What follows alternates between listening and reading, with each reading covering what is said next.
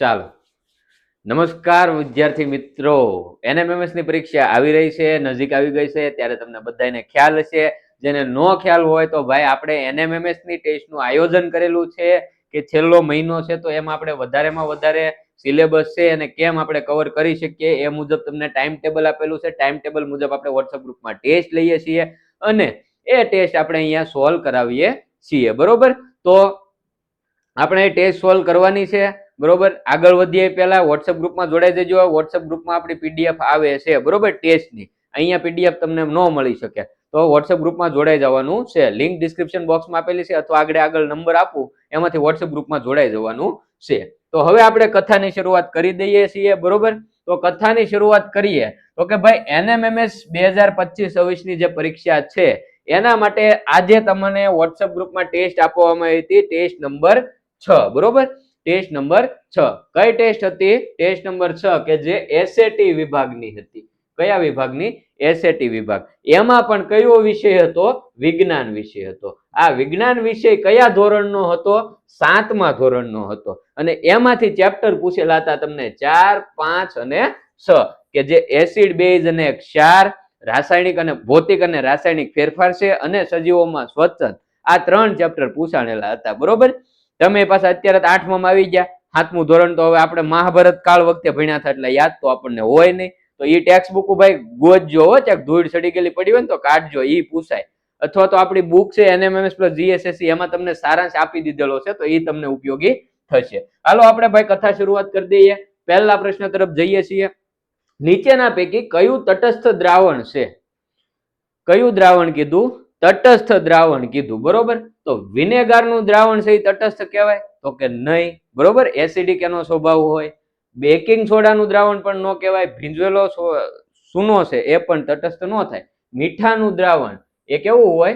તટસ્થ હોય. એસિડિક કે બેઝિક હોય નહીં. બરોબર, મીઠાનું દ્રાવણ કેવું હોય? તટસ્થ હોય. તો અહીંયા મારો ભાઈ આપણો જવાબ શું થાય? વિકલ્પ ડી છે એ આપણો જવાબ થાય. આ કલર તમને દેખાય આમ કર્યું હોય તો? આમાં હજી થોડોક વીમો છે. એક જ મિનિટ હો બાળકો, એક મિનિટ. આમાં આપણે કલર આવો કઈક રાખીએ. હાલો, આ દેખાશે? જોવો તો આમાં વીમો છે. હાલો, કલર નું પછી કઈક સેટ કરશું. હાલો, આપણે હતો એનો ઈ કરી નાખીએ. નેક્સ્ટ પ્રશ્ન. ટાર્ટરિક એસિડ નીચેનામાંથી શામાં જોવા મળે છે? કયો એસિડ કીધો મારા ભાઈ? ટાર્ટરિક એસિડ કીધો. બરોબર, દ્રાક્ષમાં જોવા મળે, નારંગીમાં જોવા મળે, પાલકમાં જોવા મળે કે સફરજનમાં જોવા મળે? તો ટાર્ટરિક એસિડ છે એ શેમાં જોવા મળે? દ્રાક્ષ છે, દ્રાક્ષ, એમાં ટાર્ટરિક એસિડ તને જોવા મળશે. હાલો, તો અહીંયા છે ને આની પૂરતું સીમિત ન રખાય. જો તમે એનએમએમએસ ની તૈયારી કરતા હોવ ને તો તમારા મગજમાં એટલું આવવું જોઈએ કે ભાઈ ટાર્ટરિક એસિડ છે એ દ્રાક્ષમાં જોવા મળે, હાલો વાંધો નહીં.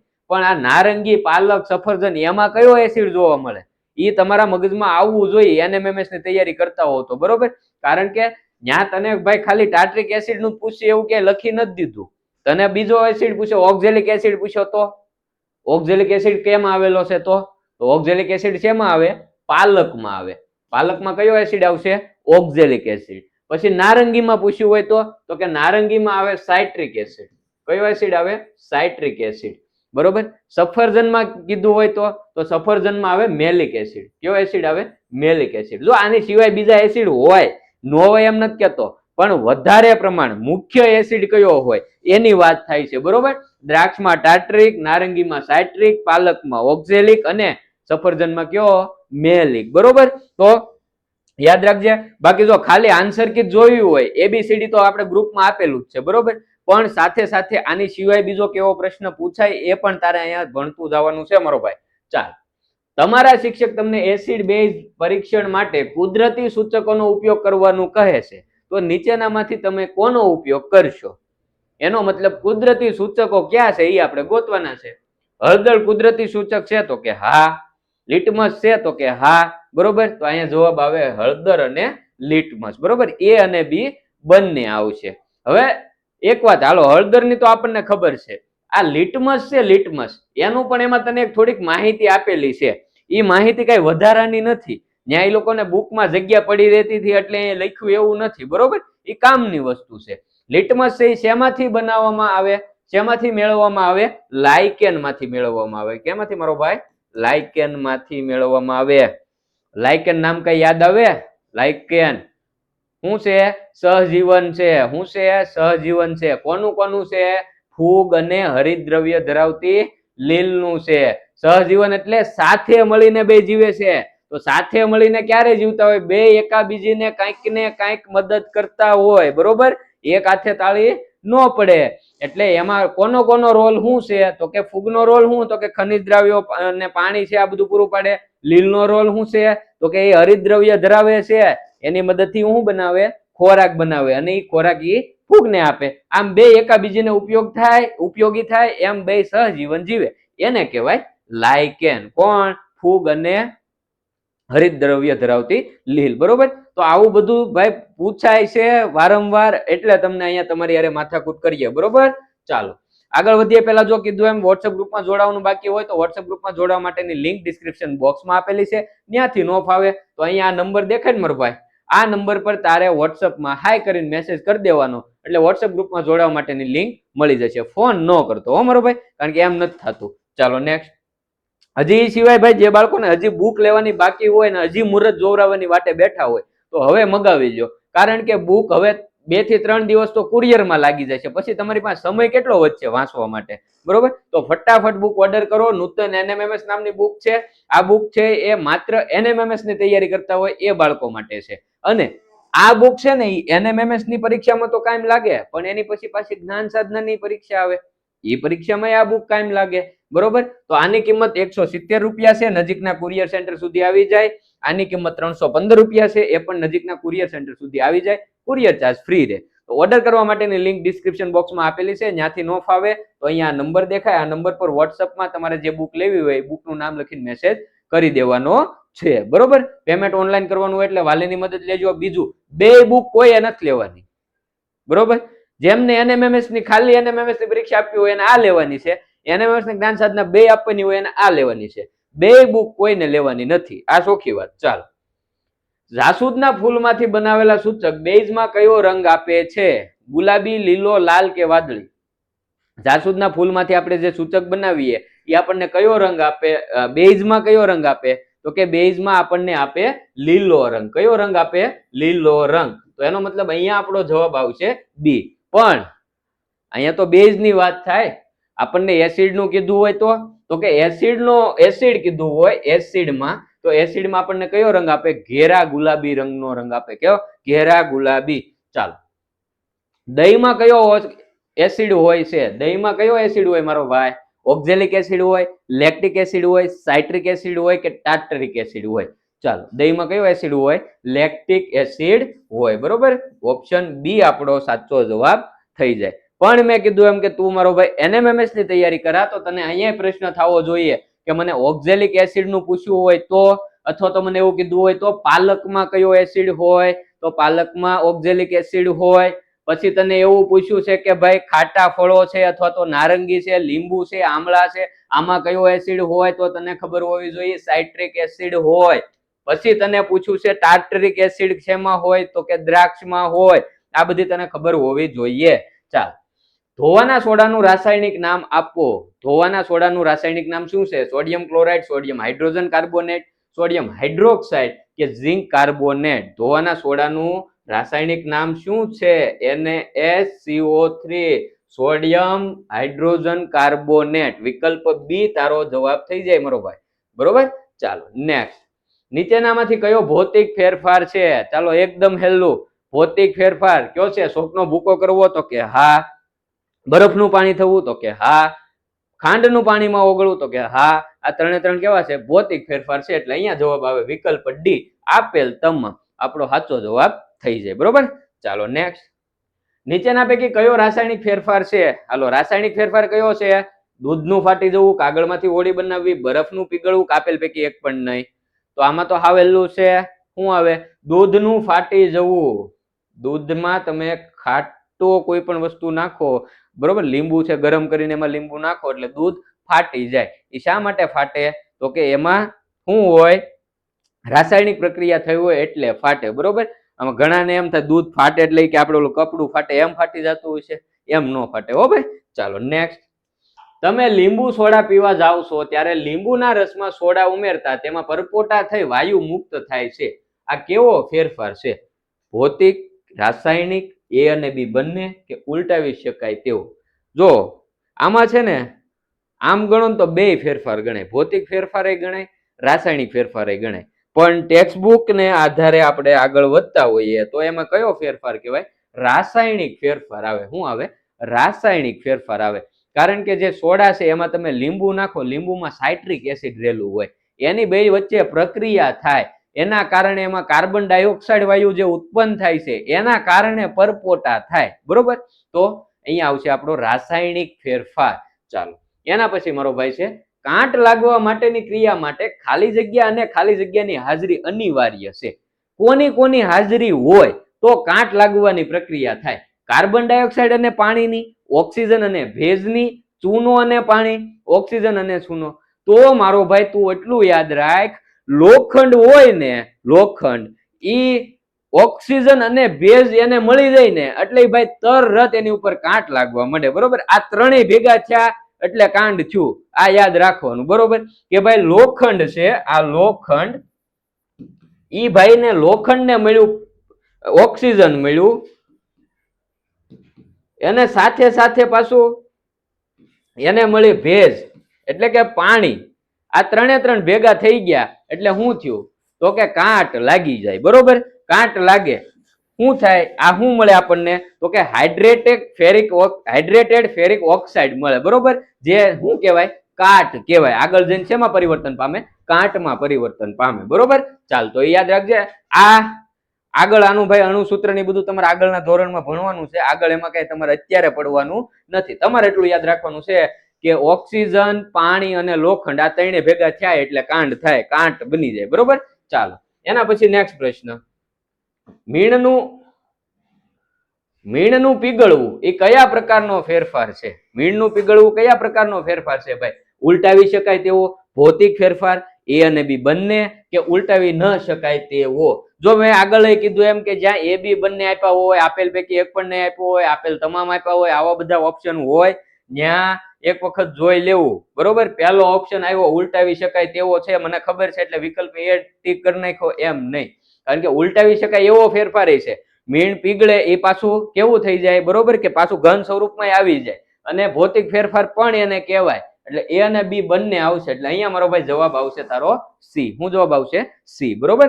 ચાલ નેક્સ્ટ. એના પછી અનુજ રસોઈ બનાવવા વિનેગારનો ઉપયોગ કરે તો તેમાં કયો એસિડ હોય, કયા એસિડનો ઉપયોગ કરે? Amino acid, acetic acid, sulphuric acid કે ઓક્ઝેલિક એસિડ?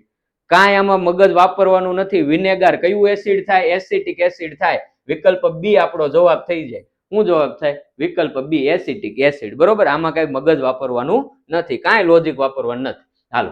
કીડી કરડવાથી તમારા હાથ પર સોજો થાય અને સોજો અને ખંજવાળ આવે, આમ થવા કેવો ફેરફાર જવાબદાર છે?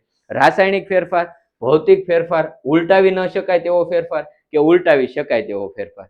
કીડી આપણને કરડે ને ભાઈ એટલે હોજો થઈ જાય, બરોબર. અને ત્યાં શું થાય? આપણને ખંજવાળ આવે, બરોબર.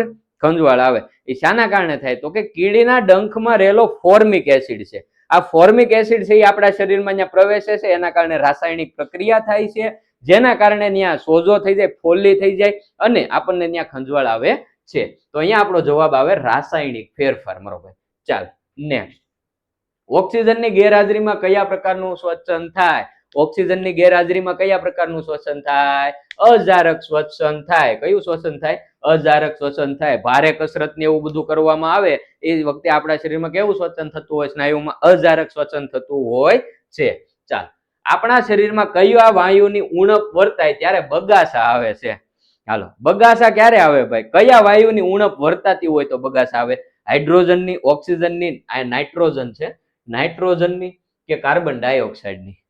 કયા વાયુના ઉણપના કારણે બગાસા આવે છે? તો કે ભાઈ આપણા મગજમાં ઓક્સિજન, મગજને પૂરતા પ્રમાણમાં ઓક્સિજન ન મળતો હોય ને તો આપણને બગાસા આવે. શું આવે? બગાસા આવે. એવું જરૂરી નથી કે ઓક્સિજન નથી મળતો એટલે જ બગાસા આવે, બરોબર. પણ ઓક્સિજનની કમી થાય ત્યારે પણ બગાસા આવે છે. જેના કારણે શું થાય, જો હું આખી પ્રક્રિયા સમજ. મગજ છે, મગજ એને પૂરતા પ્રમાણમાં ઓક્સિજન નથી મળતો, એટલે શું થાય કે તમને બગાસું આવે. તમે જેમ બગાસું ખાવ ને એટલે તમે એક હારે શ્વાસ અંદર લ્યો, એટલે તમે વધારે પ્રમાણમાં એક હારે ઓક્સિજન અંદર લીધો, એટલે મગજને જે ખૂટતો ઓક્સિજન છે એ એને મળી ગયો, અને વધારાનો જે કાર્બન ડાયોક્સાઇડ છે એને આપણે બહાર કાઢી નાખ્યો. બરોબર, તો બગાસું આટલે આ માટે પણ આવી શકે. એ સિવાય અન્ય કારણોથી બગાસું આવે ભાઈ, એવું જરૂરી નથી કે તને બગાસું આવ્યું એટલે તને ઓક્સિજનની કમી થઈ ગઈ. બરોબર, એવું નથી. જો બગાસા 2-3 પ્રકારે આવે. એક તો તમે પૂરતી ઊંઘ ન લીધી હોય, પૂરતી અથવા તો ઊંઘ આવતી હોય તોય બગાસું આવે, કંટાળો આવતો હોય તોય બગાસું આવે. પછી બીજું, તમારી સામે કોઈ બગાસું ખાય ને તોય બગાસું આવે. હું અત્યારે અહીંયા બગાસું ખાવ ને તો તમે ફોનમાં જોવો ને તોય તમને બગાસું આવે. બરોબર, ક્યારેક અનુભવ કર્યું હોય તો જોજો કે આપણી સામે કોઈ બગાસું ખાય તોય આપણને બગાસું આવે ભાઈ. બરોબર, ચાલો નેક્સ્ટ.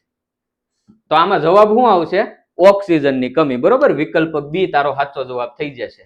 ચાલ નેક્સ્ટ મારો ભાઈ. માછલી શેના દ્વારા શ્વસન કરે છે? નાસિકા છિદ્ર, ત્વચા, ઝાલરો કે શ્વાસ નળી? માછલી શેના દ્વારા શ્વસન કરે છે? ઝાલરો દ્વારા શ્વસન કરે છે. પાણીમાં ઓગળેલ ઓક્સિજન છે એને શ્વસનમાં ઉપયોગ કરે છે. બરોબર, ચાલ નેક્સ્ટ પ્રશ્ન. વહેલ અને ડોલ્ફિન જેવી માછલીઓનો કયા વર્ગના પ્રાણીઓમાં સમાવેશ થાય છે? વહેલ અને ડોલ્ફિન કયા વર્ગમાં આવે? જો પહેલા તો અહીંથી જ ખબર પડી જાય, કીટકમાં નો આવે, સરીસૃપમાં નો આવે, એટલે તો ખબર પડી ગઈ. બરોબર, હવે આપેલ તમામ તો અમથે અમથું નો આવે, કારણ કે આ બે નથી આવતું તો આપેલ તમામ તો નો જ આવે. વધ્યું સસ્તન વર્ગ, પણ યાદ રાખવાનું છે અહીંયા ઓપ્શન દર વખતે આવા જ નહીં હોય. બરોબર, વહેલ અને ડોલ્ફિન છે એ સસ્તન વર્ગના પ્રાણીમાં આવે. ચાલ નેક્સ્ટ. હવામાં કેટલા ટકા ઓક્સિજન વાયુ રહેલો છે? વર્ષોથી ભણતા આવો. હવામાં કેટલા ટકા ઓક્સિજન છે? 21% છે, 20.99. બરોબર, આ પણ આવો પણ ઓપ્શન હોય. અહીં 21% નું આપ્યું હોય ને 20.99% આપ્યું હોય તો અહીંયા ગોતવા નહીં બેવાનું કે આમાં 21% છે જ નહીં. આ ઈ જ થયું હો મારો ભાઈ. ચાલો નેક્સ્ટ. માછલી તો ઝાલર, વંદો તો ખાલી જગ્યા. હવે જો સમસંબંધ પૂછાય છે. બરોબર, એ સમસંબંધ એટલે કે એમએટી વિભાગમાં પણ આ પૂછાઈ શકે, ન્યા નો પૂછાય તો વિજ્ઞાનમાં પણ આ પ્રશ્ન આવી શકે. સમસંબંધનો મતલબ શું થાય કે આ પહેલી જોડ છે ને એમાં જે સંબંધ હોય ને એવો અહીંયા તારે બીજો સંબંધ બનાવવાનો. બરોબર, માછલી છે એ ઝાલર અહીંયા આપ્યું છે. ઝાલર, ઝાલર છે એ શું છે? તો કે માછલી છે એ હવામાં જે પાણીમાં જે દ્રાવ્ય ઓક્સિજન છે એને શ્વસન માટે ઉપયોગ કરવા માટે શેનો ઉપયોગ કરે? ઝાલર દ્વારા શ્વસન કરે. તો વંદામાં શ્વસન માટે શું આવેલું હોય? શ્વસન છિદ્રો આવેલા હોય. એના શરીરના બાહ્યમાં બંને ભાગે શું આવેલું હોય? શ્વસન છિદ્રો આવેલા હોય. એના કારણે વંદો શ્વસન કરે છે. બરોબર, એટલે બહારથી જે હવા છે એ અંદર શરીરમાં પ્રવેશે છે. તો અહીંયા આવશે વંદાની સામે ડી, શ્વસન છિદ્ર. ચાલો. વનસ્પતિના કયા અંગમાં પર્ણરંધ્રો આવેલા છે? એ ભાઈ પ્રશ્ન ઉપરથી જ ખબર પડી જાય. શું કીધું? પર્ણરંધ્ર. પર્ણરંધ્ર ક્યાં આવેલા હોય? પર્ણમાં આવેલા હોય. પર્ણરંધ્રનું કાર્ય શું છે એ ખબર છે? તો કે બાષ્પોત્સર્જનની ક્રિયા છે એ પર્ણરંધ્રો દ્વારા થાય. બરોબર, ત્યાં કઈ પરીક્ષામાં આ જ પ્રશ્ન પૂછાય એવું જરૂરી નથી. પર્ણરંધ્રો ક્યાં આવેલા છે? પર્ણરંધ્રોને આધારે બીજા પ્રશ્નો પૂછાય કે ભાઈ પર્ણરંધ્રોનું કાર્ય શું? તો બાષ્પોત્સર્જનની ક્રિયા પર્ણરંધ્રો દ્વારા થાય. કાર્બન ડાયોક્સાઇડનું જે સંશ્લેષણ કરવાનું કામ છે એ કોણ કરે? પર્ણરંધ્રો કરશે.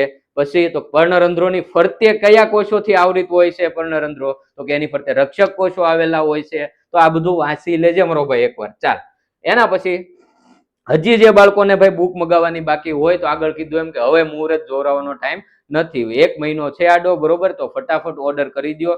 ઓર્ડર કરવા માટેની લિંક ડિસ્ક્રિપ્શન બોક્સમાં આપેલી છે, ખાસ સાંભળજો. માત્ર જો તમારે એનએમએમએસ ની પરીક્ષા આપવાની હોય, જ્ઞાન સાધનાની નો આપવાની હોય તો તમારા નૂતન એનએમએમએસ નામની બુક મગાવવાની છે. 170 રૂપિયામાં આ બુક તમારા નજીકના કુરિયર સેન્ટર સુધી આવી જાય. કુરિયર ચાર્જ ફ્રી રહેશે. પણ તમારે એનએમએમએસ ની પરીક્ષા તો આપવી જ છે, પણ પાછી જ્ઞાન સાધના આવે છે પાછળ. બરોબર, 2-3 મહિનામાં પાછી જ્ઞાન સાધના આવી જશે. તો એ વખતે પાછી નવી બુક નો લેવી પડે. એક બુકમાં બે પરીક્ષાનો સિલેબસ આવી જાય. નૂતન એનએમએમએસ પ્લસ જીએસએસસી કોમ્બો બુક છે મારો ભાઈ. બરોબર, 315 રૂપિયામાં તારા નજીકના કુરિયર સેન્ટર સુધી આવી જાય. એમઆરપી ઉપર તારે જોવાનું નથી. તો આ બુક ઓર્ડર કરવા માટે પણ લિંક ડિસ્ક્રિપ્શન બોક્સમાં આપેલી છે. ત્યાંથી નો ફાવે તો અહીંયા નંબર દેખાય 9099979770.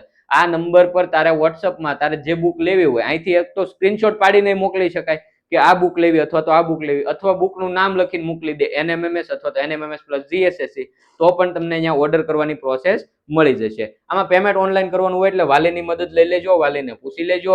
બીજું, વોટ્સઅપ ગ્રુપ આખી કથા કે ભાઈ આપણે આ PDF પહેલા તો આપી હતી, ગ્રુપમાં ટેસ્ટ લીધી હતી, તમે તમારી જાતે ટેસ્ટ આપી હતી, પછી આપણે અહીંયા પાછા સોલ્યુશન કરાવવા આવ્યા છીએ. તો એ PDF ક્યાં મળશે?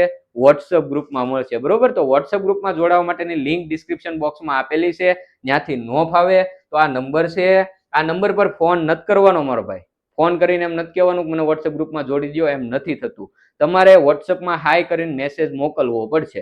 વોટ્સઅપમાં હાઈ કરીને મેસેજ મોકલશો એટલે ઓટોમેટિક ગ્રુપની લિંક તમને મળી જશે. ગ્રુપમાં તમારે જોડાઈ જવાનું છે. બરોબર, PDF બધી તમને મળતી રહેશે. મોડલ પેપરના સોલ્યુશન આ ચેનલ પર ઘણા બધા આપેલા છે ઓલરેડી, એ તમે જોઈ શકો છો.